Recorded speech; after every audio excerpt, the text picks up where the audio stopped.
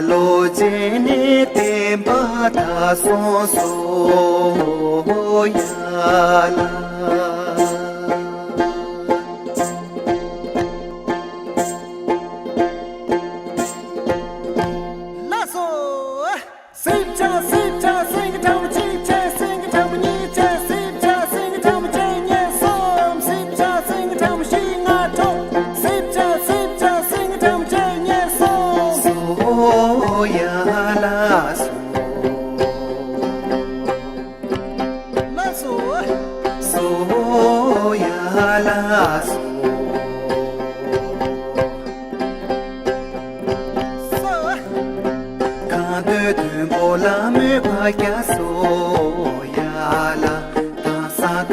la me tu ya so ya la